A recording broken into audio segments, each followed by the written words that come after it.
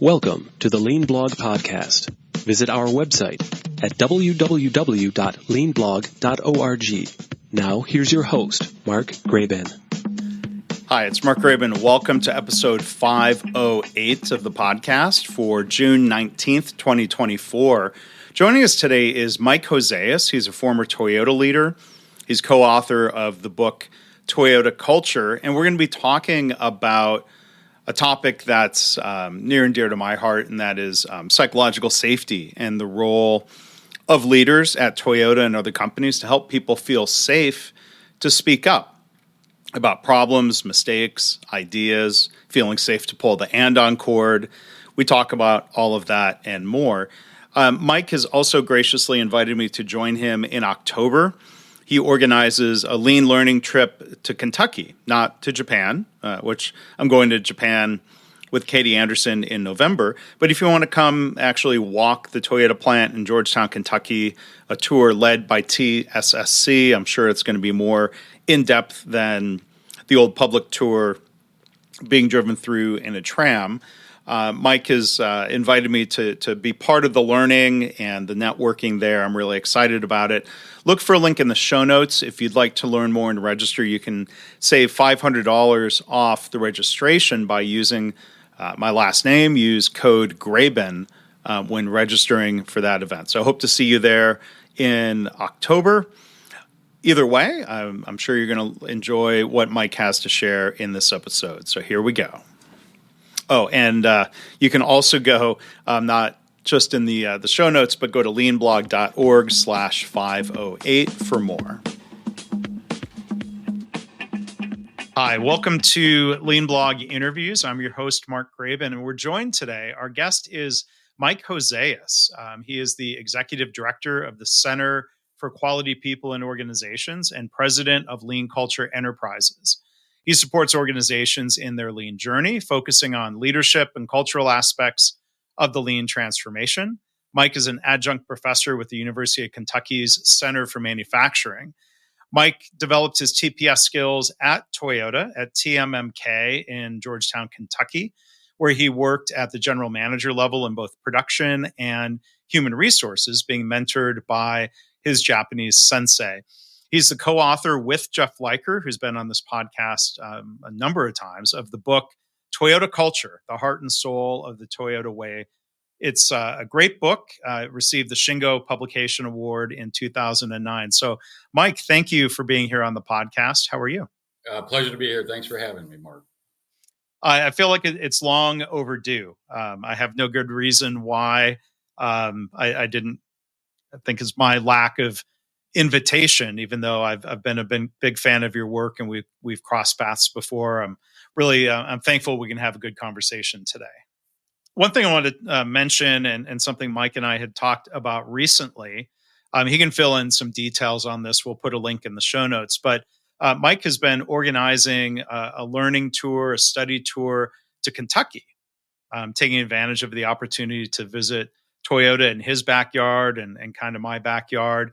It's labeled a high performance culture and lean leadership tour or trip. It's October 15th to 17th. I'm going to be there. Thanks to Mike for that. I'm really looking forward to it. Mike, before we get into other topics, can you tell the listener more about this tour? Well, it's a great opportunity because, we're mixing a couple things, the discussion and content on culture, but then the Gemba and including Toyota. So, I've talked about the book and I appreciate you mentioning that, talked about the book to several organizations around the world and the country and always talk about Toyota. It's like, but you need to come and look. So we're organizing where we can go and see. And so it's set up with those 3 days. We have a half day, of discussion and exercises and things in the room. And then we go to the Toyota Gemba on the first day. And then we go to a couple other area manufacturers who are on their lean journey the next 2 days. And those we get good feedback on both. Of course, it's good to see the Toyota in the kind of the ideal state. But that blows away a lot of people and overwhelms them. And then to go to a smaller organization and get to talk to the management team and share the struggles that we're all going through on this journey is a lot more relatable and helpful to people. So it's the combination of both Yeah. that we have found to be helpful. Yeah. I mean, it's great to be able to go to the Gemba related to a learning event. There's no substitute for that. I've done the Toyota Georgetown tour and the tour in San Antonio where, you're driven through on a tram and you hear some things and you can get a sense of a place. Like what I've been in Japan, as an industrial engineer, I geek out over actually being able to stand in a catwalk right. on a walking tour and actually watch 5 or 10 repeated job cycles. You see the standard work, the choreography, if you will. You see the things that happen that lead to an andon cord pull. That's a great opportunity. So this tour is maybe a chance to see more detail than being driven through. Exactly. And then again, that discussion with the leadership teams from the other companies is what's been, again, helpful to the group that comes. And then we do take a side trip, fun tour to a distillery each time. Yes, I am not opposed to that. Mine as well. When you're there in Toyota's backyard. That's right. Yeah, and it's funny you talk about seeing different types of factories. I've been on a number of tours, whether it was in Japan or in Texas, healthcare people, and seeing that Toyota plant was literally the first factory they had ever set foot in. It's just kind of an interesting. It's not their fault, but like lack of context of what bad looks like and what bad feels like, and not that Toyota is perfect. Nobody's perfect, but it's just interesting to hear what people see and reflect on without that context or the scars or wounds that come from working in a factory with a lot of problems. Right. So I'm glad you were able to mention it, and I hope we can get some folks to join us in Kentucky. Yeah, and there's a discount code available. Thanks to Mike for that. It's just my last name, Graben. Right. Yeah. So I guess, like you said, if you could put it in the notes, it's focusinleadership.com. And then look for the Kentucky event. But if we can get that in the notes, that would be helpful, I think, to people. Yeah. I'll make sure there's a link in the notes for that. So, Mike, I've read Toyota culture, some of your stories in there, in particular about mistakes and a culture that values learning from mistakes and improvement. And we might get to hear.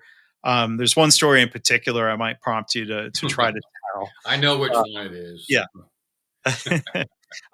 But before we dive into that, I mean, I like to ask guests on the podcast here, if I have a standard question, it's to learn about someone's lean origin story, if you will. Like I'd love to hear about, some of your early days or what you recall from getting started in Toyota and being exposed to TPS, there in Kentucky. Well, I mean, like you said in the intro, it was really once in a lifetime experience. The plant in Kentucky was the first wholly owned Toyota plant outside of Japan. So they sent, you said sensei, I had sensei. So there was, at last count I heard, 400 Japanese trainers helped start up that plant. And one of them had a role in the plant, and that was the president. All the rest of them were our coaches. So every supervisor and above had a personal coach. So I was a group leader, supervisor. And so I had a shadow, a personal coach teaching me the Toyota production system. And more importantly, these Toyota way things, we didn't call it at that time, but these cultural things. And so, I mean, my goodness, what an opportunity. And then each promotion I got, I had a new trainer and then coordinators at the manager level teaching me the same things. And so it was phenomenal. And again, they took people without auto experience. I always tell a story. I worked at Toys R Us before that. Oh, so this Toyota was your first manufacturing? Yeah, and I'll tell that story quickly because it's funny. My wife was my current wife of 37 years.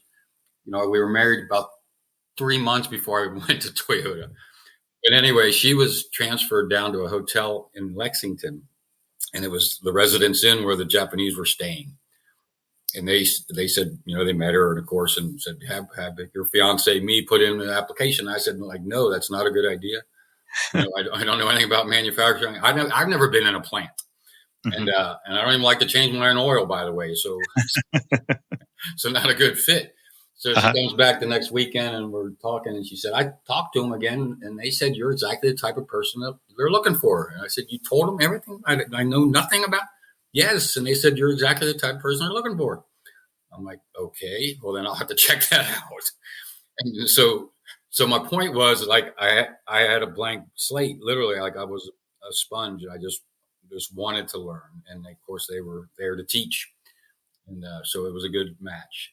And well, so had you been in a management role then at Toys R Us? I was in a management role at Toys R Us. Yeah. Some leadership experience and things they interviewed for. It's funny because they interviewed for, and those are those competencies. And again, these are these things I learned, once I got there and then got to HR. But they were interviewing for the competencies again of teamwork, that respect, those values, and then that problem identification and problem solving.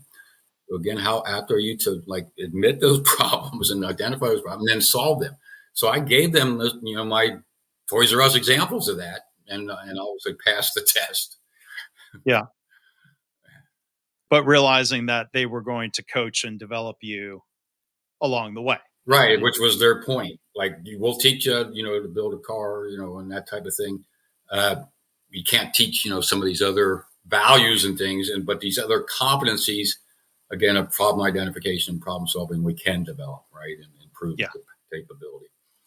And so that was my memories of it, just like totally soaking in. And then the other one is, again, this I know we'll talk about this kind of freedom of that mistakes are okay and identifying the problems, like those were the stories are, right? Because those were contrary to our human nature and our thinking. And then the other thing I remember is that they were always working to simplify. And I was a couple years out of college, when you're writing your term papers in college, trying to do the opposite, and then they're making it like how to make it simple, and so those were some of those early memories. I remember, the former Toyota people I've talked to, David Meyer, co-author with Jeff Liker of the Toyota Way Field book and Toyota Talent. Right. Yep. That David had previous manufacturing experience. And we've talked on this podcast of he had to unlearn some habits, and that was part of the challenge for him. Yeah. And we had I think the agreement with the governor or something was 5% auto experience and 95% Kentuckians. And so there were stories about those 5% the same way with Dave, that having to unlearn. And I think that was why they wanted 95% with the blank slate. Yeah. Now, as you were saying, you didn't think it was a good idea at first because you didn't have direct relevant experience. But I mean, from early days, did it grow on you quickly of like, oh, okay, I see what they were looking for. This is an interesting challenge. This could be really good. Probably the first couple of months, years, I think. Because again, I was just a sponge, and just the other dynamic there that I learned is I was doing what they were telling me. Unlike some of those experienced people who were questioning it, I didn't know enough to question it. I just did it, and then I ended up being one of the first two group leaders who were promoted. So that's when it dawned on me, like, oh, I must be doing the right thing. And again, I was only doing what they were teaching. So that worked out well that way. Yeah. I mean, having a coach by your side, I imagine a shadow, as you were saying, you build a good relationship. I mean, I would hope or think part of coaching is allowing the student to push back or challenge things. And maybe you might get a good answer back of, why you're wrong, or, kind of helping you think things through. Yeah, that came a little later, honestly. Those first coaches, again, at the floor level, didn't speak English. So those team leader trainers, group leader trainers were team leaders and group leaders from Japan, and no English. So we drew a lot of pictures, and we had translators that would float around, helping us all. So I did a little bit of kind of questioning on that, and some examples, again, with a translator. More of that dynamic was later with the what we call the coordinators, and those were engineers and managers who did speak English, so we could have that more than that, if that makes sense. Yeah. And, I've heard, maybe this is a good time to ask you about, you mentioned freedom, that mistakes were okay. I've heard David Meyer's story, Isao Yoshino have told similar stories about the reaction they got to a mistake. You tell a story. I've heard you tell it at a conference, and it's in the book Toyota Culture. I cited it, a brief version of it, in The Mistakes That Make Us. Hoping people would go pick up Toyota Culture for a deeper dive. But could you tell that story? And Yeah, I'll tell you. Did it become a nickname or just? Yeah, the scratchy story, I think, is the is the story. And I told her because it was true, and it really made an impact on me. And then, then I would tell it in my conferences and things, and I was like, I felt kind of almost guilty, like repeating it over and over. And so then one time I didn't say it because I was like, I'm not going to keep saying this story.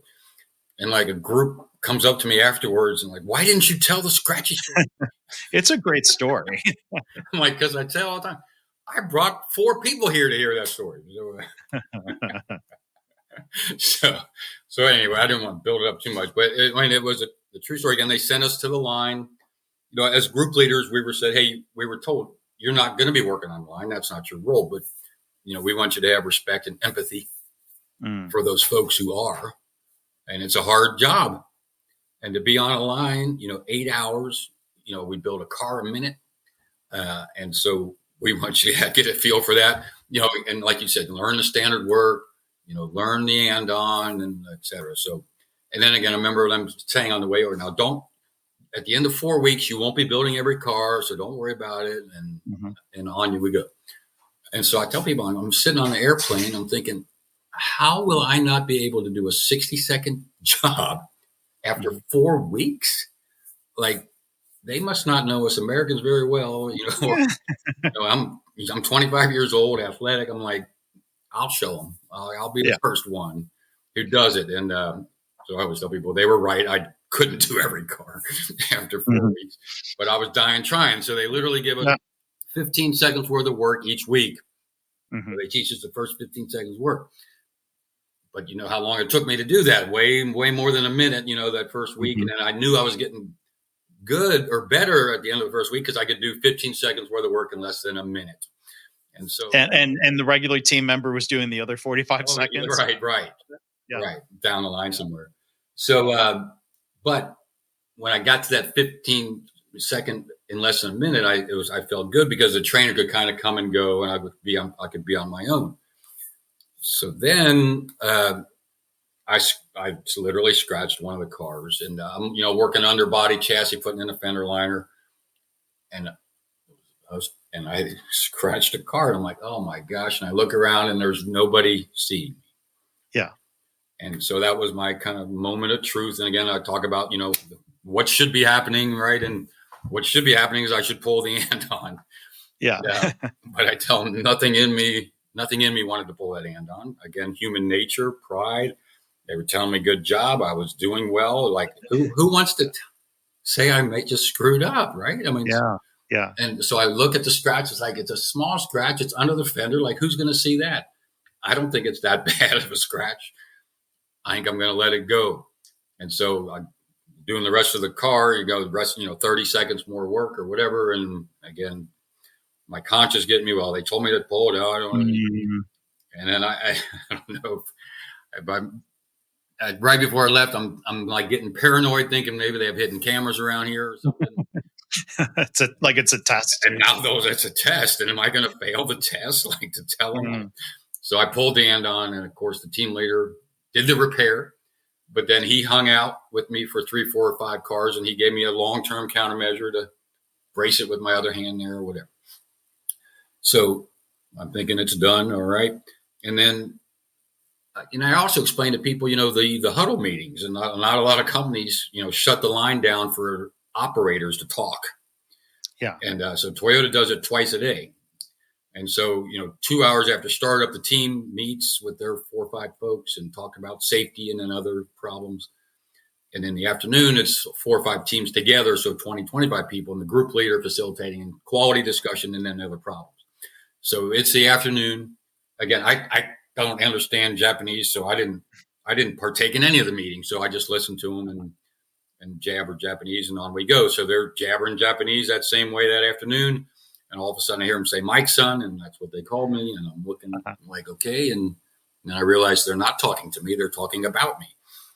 And so I'm listening a little closer. Then I hear them say scratchy. So that translated pretty clearly.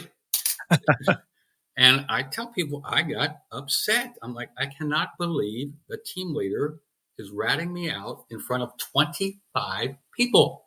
Yeah. Like, that is not a leadership concept. Like, you're not supposed to tell people about the guy screwing up in front of everybody. I'm like, thanks. Sounds like he's making fun of you. Exactly. Like, I'm not making fun, but just telling them. Tell them I screwed up. Like, thanks a lot. Like, I pulled the andon. We handled the problem. You fixed it. You repaired it. So why are you telling everybody? So then I'm like, what's going on? So then the bells and whistles go off again. There's no translation. I don't know. And so they all start streaming back to the line, but they're coming right past me, shaking my hand and patting me on the back. And I'm like, are they telling me goodbye? Like, what are they doing? So I pulled out my request for a translator card. And so they got somebody take my place. And then I see her talking to the group leader. And then she goes and talks to the team leader. Then she comes over to me. And she says, Mike, son, they want to thank you. And I'm like, for scratching the car? No. For telling them scratch the car, for pulling the andon. Oh, and she says, yeah, it was like, they said it was a small scratch under the fender. It could have got all the way past inspection. More than likely, they would have found it, and they had to waste time and effort tracking it back to root cause. By you telling them, neither of those happened. And that's why they're thanking you. Like, oh, well, that's a different story. Yeah, right. Now I'm happy with that team leader recognized my good behavior in front of the whole group. Right? Yeah. So that was my introduction to problem identification, and mistakes are okay. But again, we have to talk more because you can't just stop there. But right. If the story ended with, "Oh, mistakes are okay," I mean, they're not saying who cares. Yeah. Right. It's like, well, I've heard people say sometimes, like, well, there's humans involved. There's always going to be human error. So what can we do? And I'm like, well, answer that question. Right. What can we do? Like, did they help put some sort of, was there a systemic fix that could be put in place to prevent that type of scratch? Well, so there's not a but people ask me that back here. They're like, well, wasn't that part of the standard work for putting your other hand there and bracing that? And I said, well, they didn't train me on that initially. And then, I wasn't close enough to where I would to learn that. But I can tell you, when I went back to Kentucky, I was on that process because that was my part back home. That was in the standard work and the training, right? Was to put that other hand there. So I'm assuming they made that part of the system going forward, but I don't know, but I did. Yeah. I mean, it's a lesson learned. And, it's just think of workplaces where people are right to fear speaking up, or they've experienced, punishment or shame or negative consequences for pointing out an issue. People learn quickly not to do that. Like, I don't know if you've met anybody who left Toyota and went to go work for a different automaker. I mean, you talk about, the culture being the heart and soul of the Toyota way or TPS. Like, I have this thought experiment. It's probably happened to somebody. I'm curious to hear your thoughts of, let's say somebody has any length of experience at Toyota and it's ingrained and they have the habit of pulling the andon cord, and they go to a different automaker where maybe there is no andon cord, or they get a completely different reaction to pulling the andon cord. Like, when I saw at General Motors 1995, we didn't have andon cords in engine parts machining, But if there had been an andon cord, people would have gotten yelled at, because people did get yelled at for doing things that slowed production, because that was sadly the primary function. Right, So, right. like, I mean, I think people, a Toyota person, through no fault of themselves, would learn very quickly in a different culture to not pull the cord, right? No doubt. Like you said, the leadership sets the culture.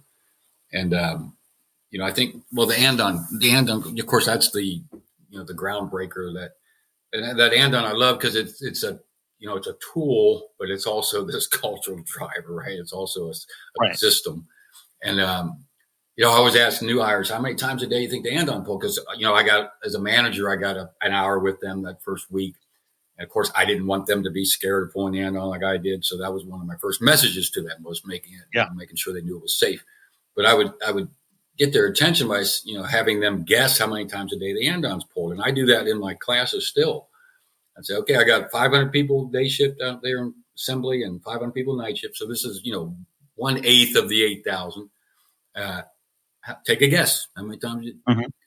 And so I just did it last week. And, they started out, 100 or 200. I'm like, no, you're too low. And I'm telling you, Mark, when we counted it, but not we didn't post it. We just wanted to get a feel. It was like an unwritten KPI. And it was 12,000 a day. 12,000. How many seconds are in a day times how many jobs? You're right. Well, then you make it, when I put it back to, they say that's for 2 shifts. I'm like, 1,000 people. So it's basically, 12 per person per day. Yeah. And it might be a 10-hour day. It might be an hour or 2 overtime, whatever. Yeah. But, so it's not that many, but it's a lot. And I always ask, is that okay or no good? Because again, the Japanese, very clear on setting the standards for both, the process, the product, and the people, right? And the culture. And so is that okay or no good? And most time people get it like, that's good. Yeah. And that's the right answer. And then, why is it good? Because we're identifying problems, right? Yeah. And you talk about, I love the way you kind of break up problem identification and problem solving. We can't solve problems that aren't identified, but there's some workplaces where they've done a good job of helping people feel safe to identify problems. But if there's not good problem solving, people stop speaking up because nothing's happened. There's a professor, UT Austin, who I cite a lot, Ethan Burris, who says that's futility. If you've eliminated fear, you don't want to replace it with futility, where people say, I don't get in trouble, but why? I pointed out that problem a dozen times and nothing changes, so I've given up. Well, what I've learned is, it's definitely futility, and they've given up identifying a problem. What I've learned is then they do workarounds. Yeah, and they come up with the workaround, and they solve it themselves. So you're right, that's no good. And and that separating problem ID from problem solving, that wasn't me. That was the Japanese. And sure. And I questioned that at first. It was like, why isn't that the same thing? And then I learned, to your point, it's not. Yeah. And so that's the deal. And I want to make sure we finish that thing because again, it's okay to have that problem identified. But we got, that's where Toyota would put the 2 pillars of the Toyota way are respect and trust, and then CI. And so our behaviors should be reflecting both of those. And so I had one trainer say, 1 mistake, okay, Mike. So, 2 mistake, no good, right? For the same thing.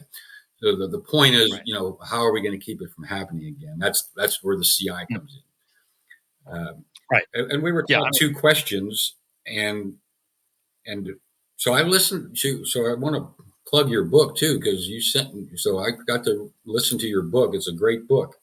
Oh, thank you.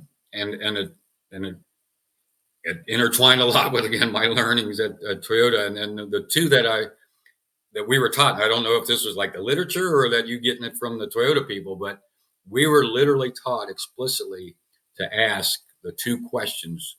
What have we learned from this, and how are we going to keep it from happening again? That was part of our leader standard work.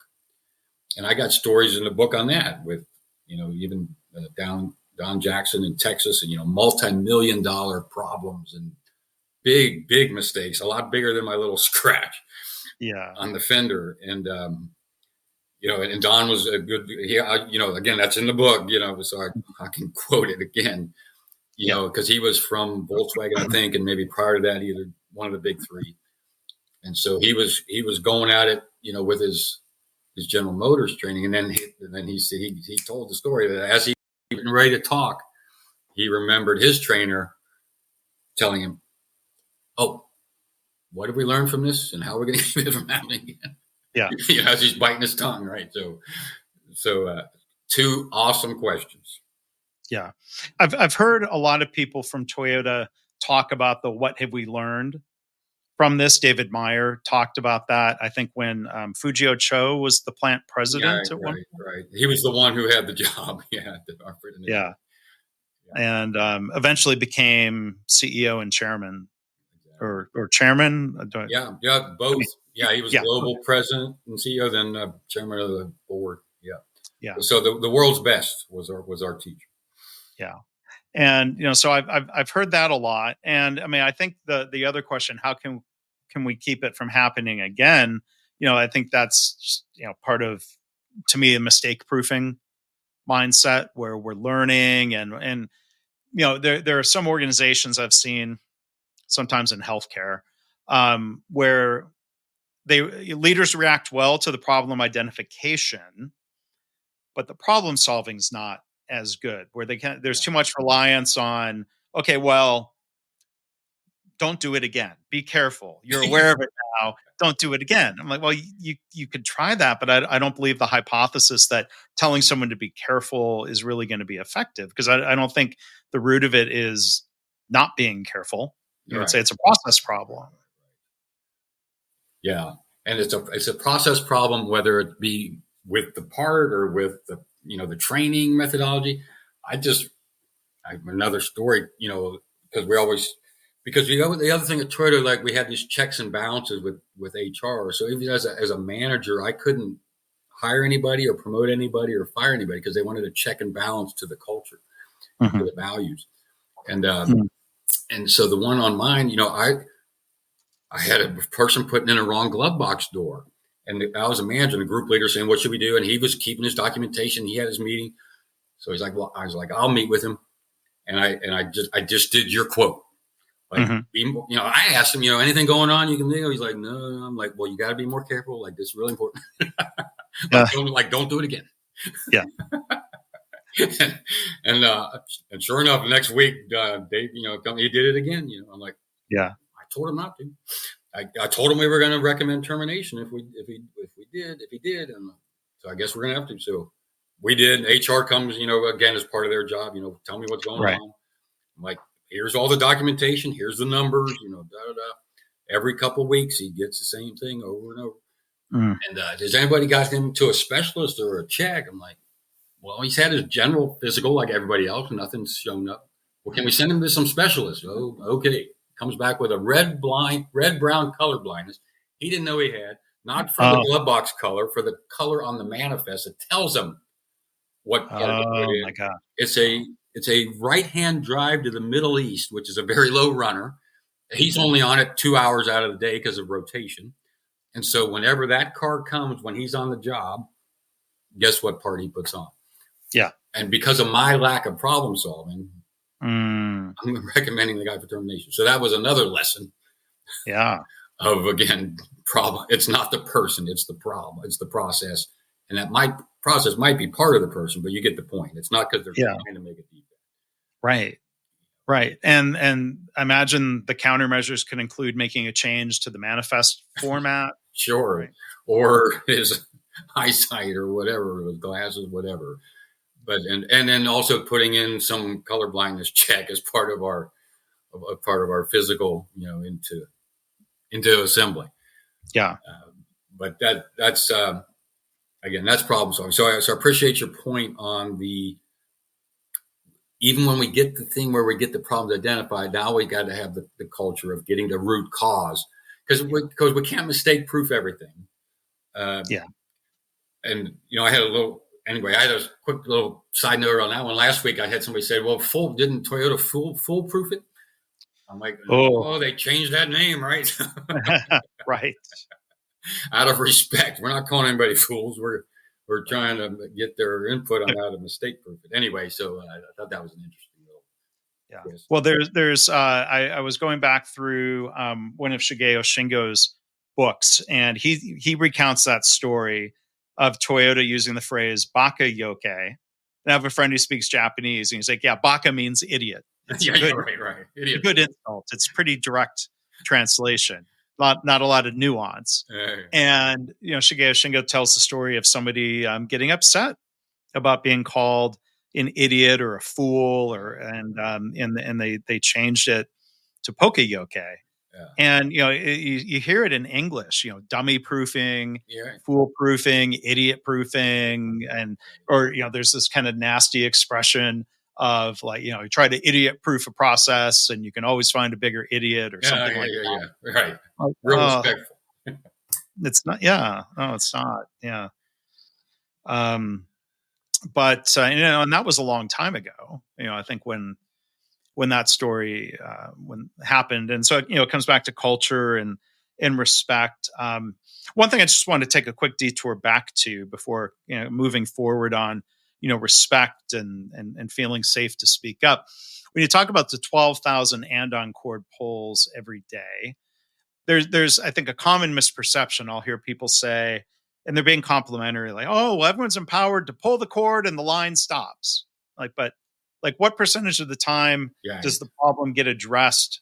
Before the line would stop. Yeah, that's a great point. Because that always comes up. That's a great point. Yeah. So 2 points on that.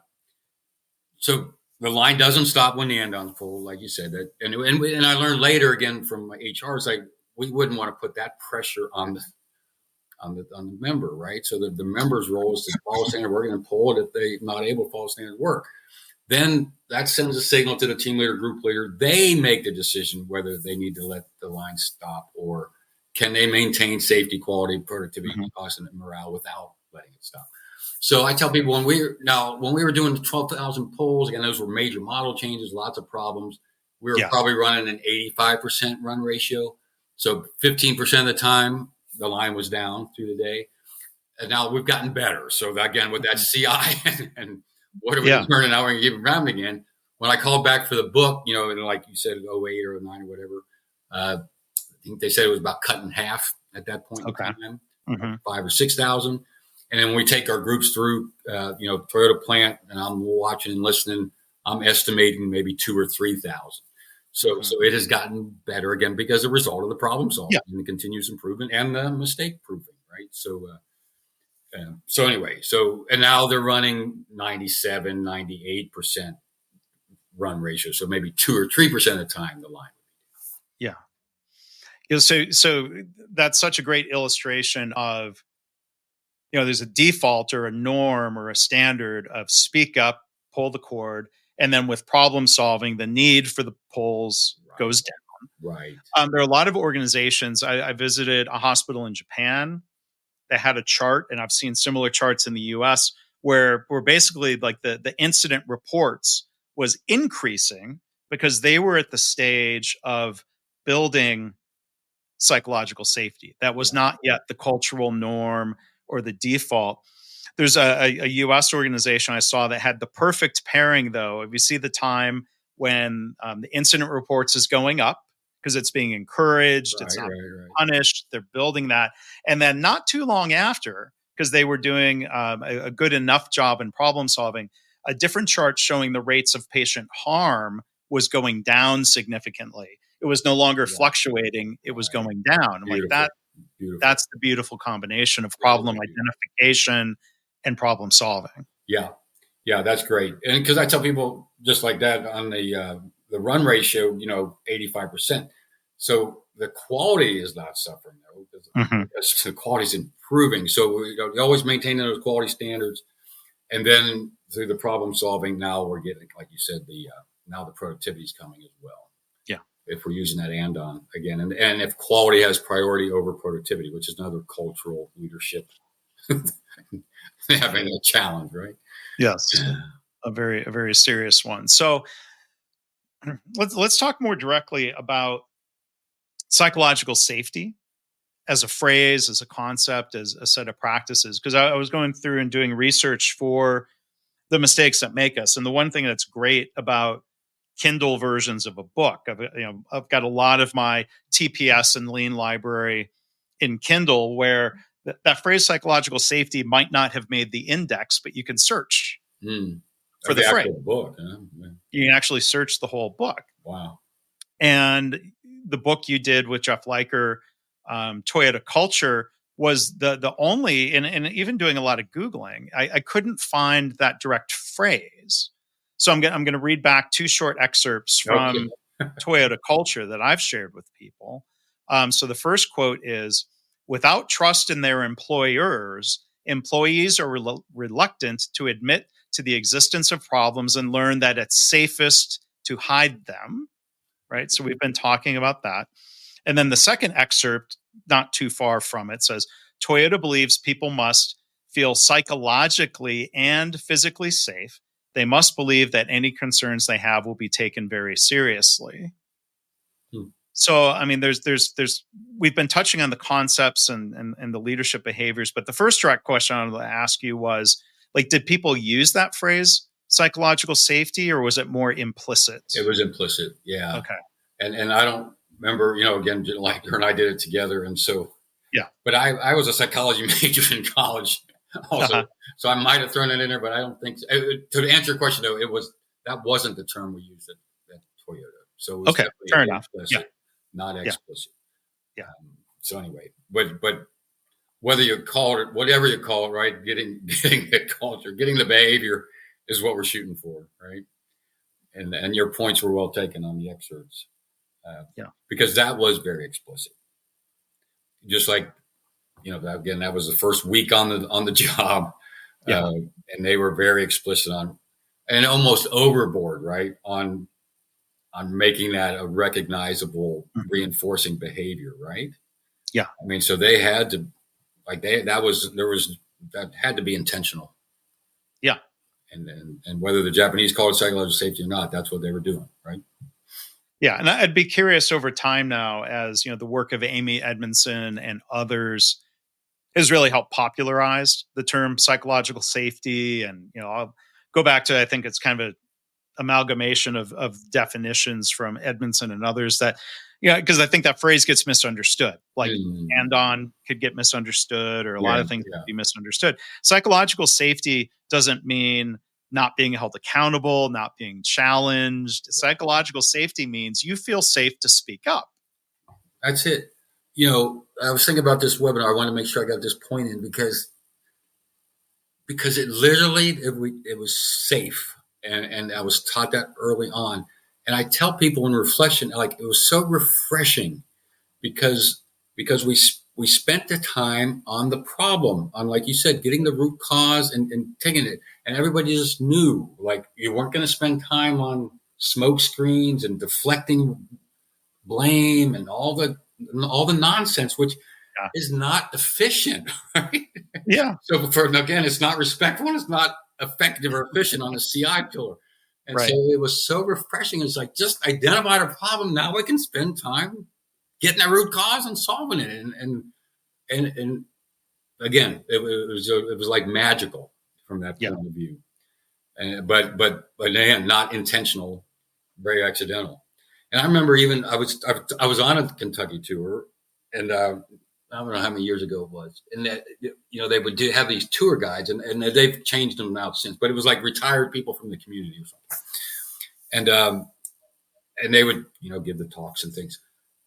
And I'm here with these people, and we're just talking about this topic, and then we take them in.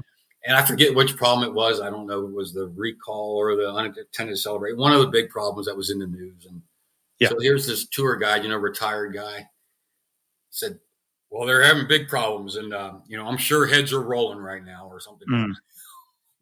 What? Yeah. No. I didn't say that in front. Now back at the class, I was like, no, heads aren't rolling. Like, that's the point.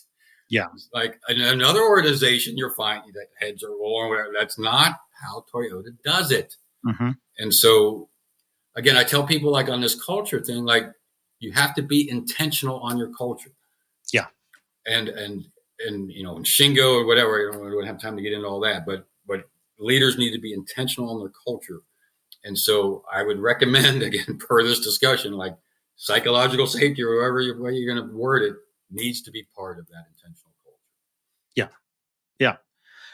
Now, there's organizational culture, and you can think of roots in Japan. I'm not an expert. I've gone on 5 different study trips. I'm a recreational Toyota student, of going and visiting. And I've even asked, Masaki Amai's daughter, who was working with him before he passed, and she went and passed this question along to Mr. Amai. But I'm trying to nobody can tell me, or it hasn't been unearthed of where there must have been literally somewhere the first andon cord system, or the first physical andon cord. And was it a function of, well, factories can be loud, so if you try to speak up, someone might not hear you. We're going to put in this cord that sets off lights and chimes or music. Or how much of it is a function of Japanese culture, where I've heard people explain, as much as you can generalize, well, there's this strong norm for harmony. The expression of the tall piece of grass gets cut down.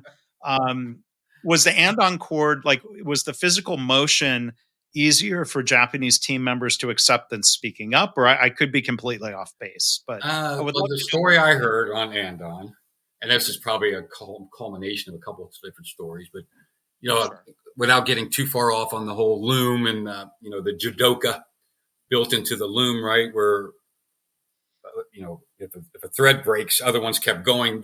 They put in the lever, right, that stopped it. So that was quality built in. But somebody didn't have to speak up. That was mechanical. That was mechanical. But then when they sold that to Pratt Whitney and all that, got the money. So then the other guy takes the profits and builds cars. Then they go into the big 3 or whatever Ford plants and see the assembly line. But the assembly line was similar to the loom without the judoka, where if there was a problem, it kept going, right? Mm-hmm. And so then the andon was the judoka to put in the assembly line, right, to take place. Like you said, you couldn't have a mechanical thing on each process. Yeah. And then I also heard that, one of their trips to the US, they went through San Francisco and rode on the cable car. And unlike a train that had scheduled stops, anybody could pull that cable and get off whenever they wanted to. Yes. And so that was, I was told, was the origin of the cord, the rope or whatever put on there, so that anybody could do it at any time and not have to wait for the scheduled stop. That makes complete sense, because you look at, it's tacked up at certain points and it hangs down. Yeah. It was so that was what I was heard. But again, it's this cultural leadership, because I've had lots of places put in ropes or put in buttons, but if the leadership is that top down or whatever, then it's not. If our heads are going to roll, then I'm not pulling them, right? Right. So I'm guessing the judoka concept was already there. So I'm guessing there was this cultural intention that led to the cord. This cord is going to be the manifestation of how we have people point out problems, and if it comes to it, the line stops for the assembly line. Yeah. Or assembly. Yeah. And there's lots of writings, right? Of Numi and that whole thing with that andon was the difference maker. Yeah. Right. Yeah. And you're talking about, thousands of times a day. There's a news story. I'll put a link in the show notes. It was from the BBC, but they were writing about a Ford truck plant in Dearborn, Michigan. It was about 15 years ago. And the story talks about how they had copied the tool. They had all the equipment. You buy it from a vendor, you install all the andon cords. And the article talked about, compared to Toyota, the cord was being pulled a couple times a week. Yeah, a couple times a week. And I'm guessing that was maintenance, testing it to make sure.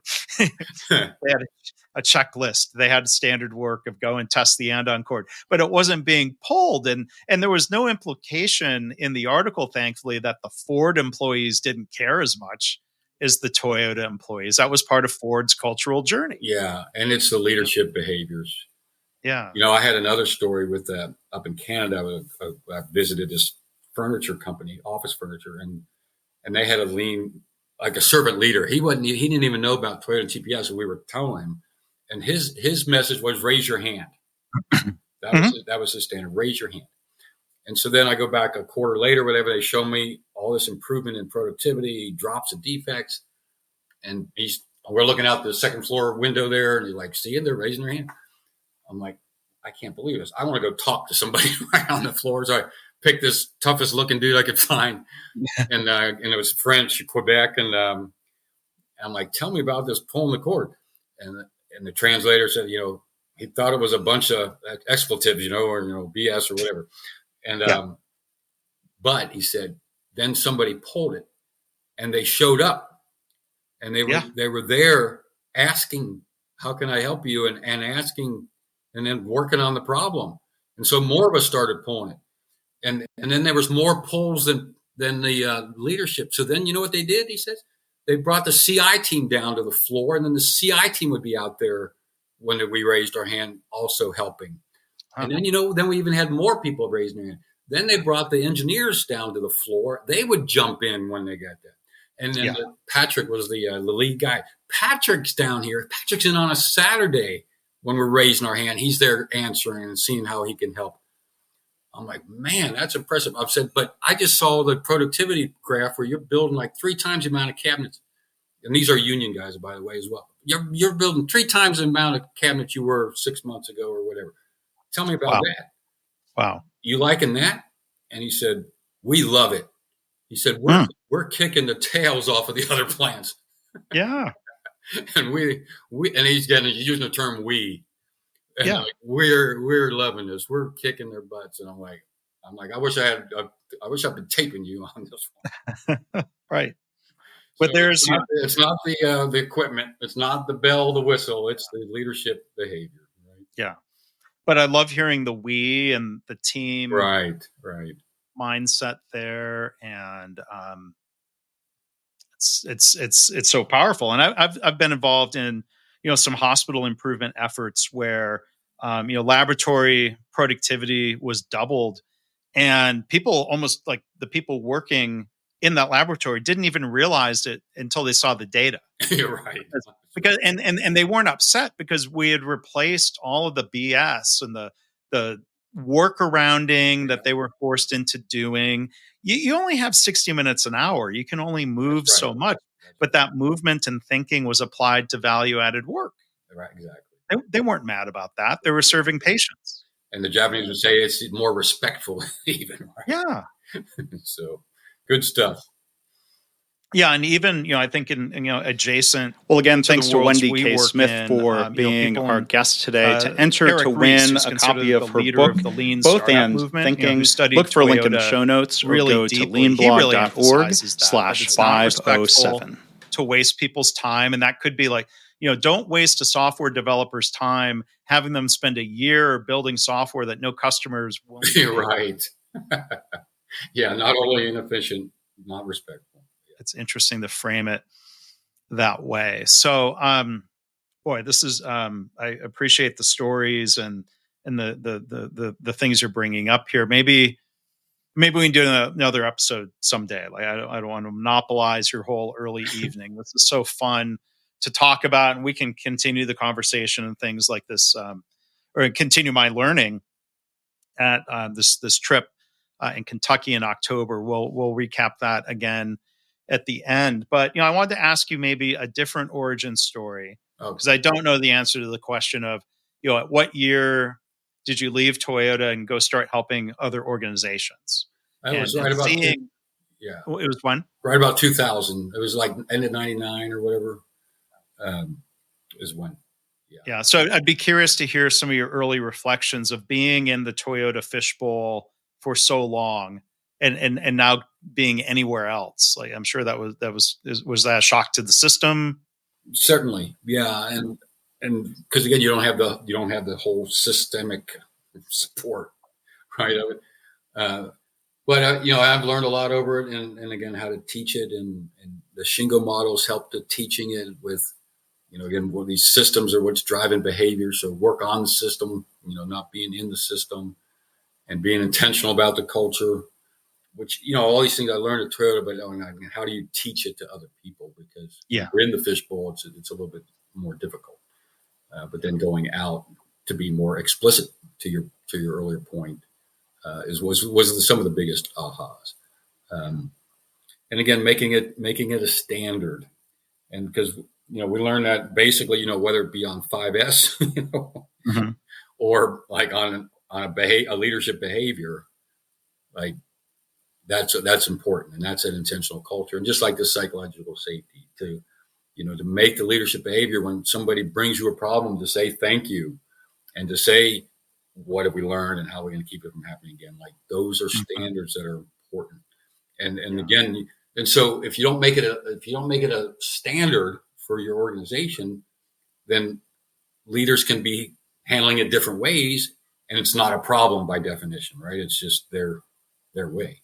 But if you make it a standard that no, our way is this, then if Mark's out there saying, "You idiot, why are you haven't you been in this area for 10 years and you're just now bringing it to me," or those types of comments, then we can say no good to that behavior because it's not the standard.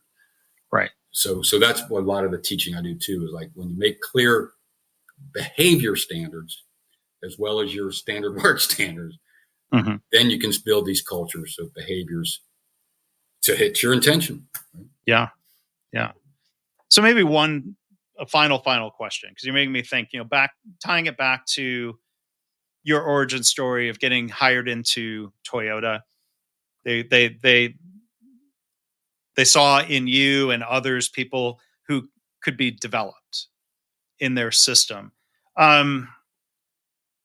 Is there a process that you go through at all as a consultant or an advisor to kind of try to filter through and find clients or leaders who have similar potential, that they're willing and able to learn and apply these things more than others?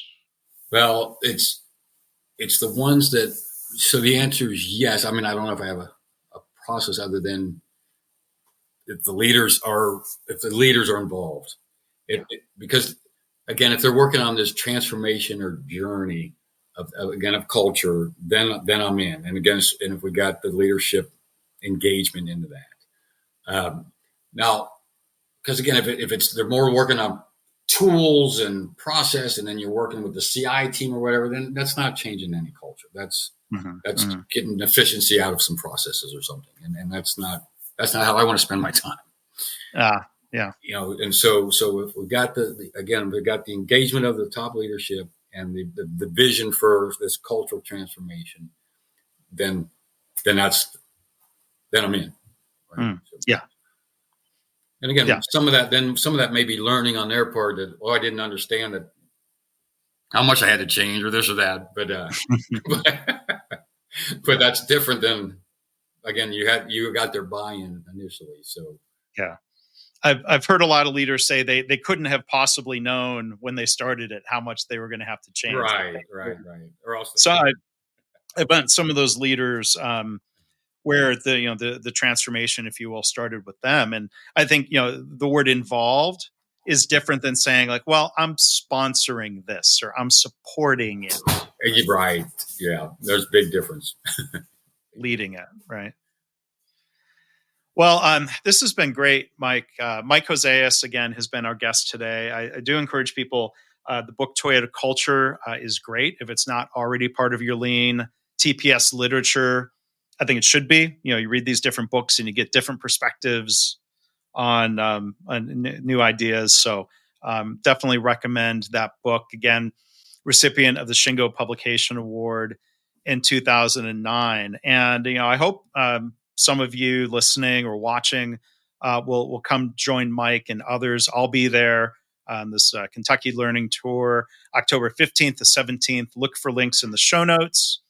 You can register using the code Graben. Mike, thank you for that gift to the audience. And please it'll be in the show notes, but remind everybody of the website for both the tour and if they want to learn more about the work that you and others are doing.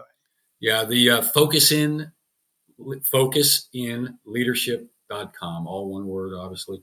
And then there'll be an event page, and then you'll see that Kentucky tour that Mark just talked about. So hope to see you in Kentucky. Yeah. Not focus on, but focus in. There you go.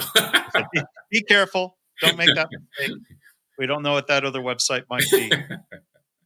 But Mike, this has been a real treat. Thank you for being a guest and for sharing so much today. Thanks for having me. Yeah. All right. Thanks, Mark. So again, thanks to Mike Hoseus for being our guest today. To learn more about the event in October in Kentucky, look for a link in the show notes or go to leanblog.org/508. And again, you can save $500 by using code Graben during registration. Thanks for listening. This has been the Lean Blog Podcast. For Lean news and commentary updated daily, visit www.leanblog.org. If you have any questions or comments about this podcast, email Mark at leanpodcast@gmail.com.